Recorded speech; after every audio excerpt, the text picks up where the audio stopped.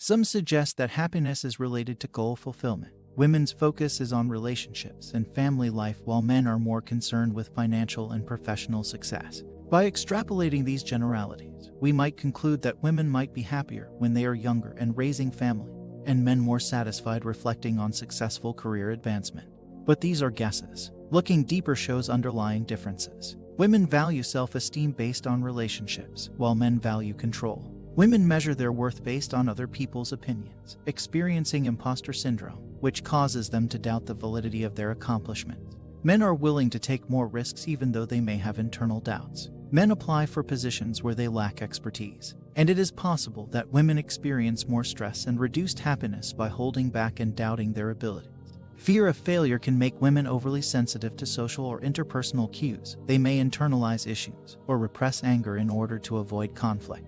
These can be unconscious actions to maintain relationships. A man is 39 years old and married. His salary is between $150,000 minus $200,000 annually. He works in a senior management position in his firm and may work longer hours than you.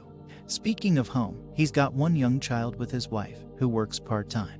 If you do have a colleague who fits this profile, chances are he's happier than you. So says a new survey on the happiness levels of men and women at work.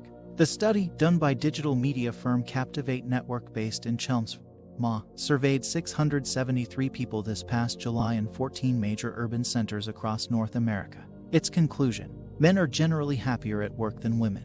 Overall, the study noted that men are 25% happier at work and 8% happier at home than women, and that 75% of the male responders reported having a healthy work-life balance. Only 70% of female responders said they were happy with their work-life balance. Women start out as happy young adults but by midlife wind up the sadder sex, says a new study on satisfaction related to financial circumstances and family life, which past research has shown play a significant role in well-being and happiness. Researchers analyzed decades of national data on 47,000 men and women to create a statistical model that shows women's happiness decreases, while men's increases, exceeding women's by age 48. According to a survey, while men are happier at work than women, the majority of the reasons for their happiness are the same and are related to better general well-being. Work-life balance, innovation, autonomy, belongingness, and lower interference between work and personal lives. An interesting finding that corroborates the already existing data behind is that stress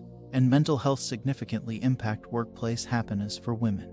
It's a fact that women wear several hats and are required to multitask, which brings its own pressures. This has got further accentuated in last 2 years. However, it's not really prudent to conclude it as a long-lasting trend.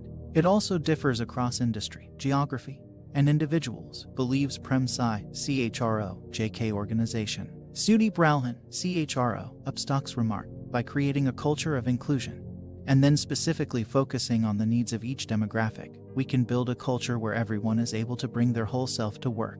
That holds true for women also. We need to create an ecosystem of policy and norms that will enable women to be their best selves and feel a sense of belonging. While there is anything but a huge gap between the general prosperity of men and women, it shows a need to likewise focus on other factors. For example, pay and job positions that might be impacting the workplace happiness levels for women. As an example, of all the people in the senior administration and of the relative multitude of individuals acquiring more than 5 lakhs, just 37% were ladies in the 2 cases.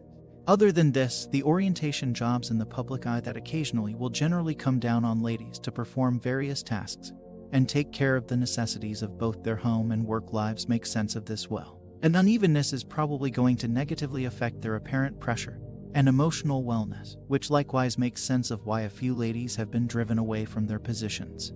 Thusly, this finding can likewise direct future work in focusing on nobody-size-fits-all drives to advance prosperity at work. Happiness is not having what you want but being content with what you have.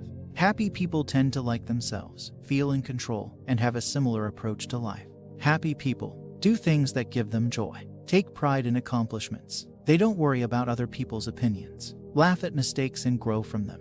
They don't demand perfection from themselves or others. Use money as a means to an end. Spend time connecting with and helping others. Happiness is only a state of mind and does not depend on gender or situation. Seeing things in a positive light will improve your happiness. It gets easier once you recognize there will be things you can't change, no matter how hard you try. Instead of stressing, focus on finding solutions. Do things that give you joy. Make your mark on the people around you by having a positive outlook and spreading happiness. Embrace your wild side and take a chance without wondering about what others will think.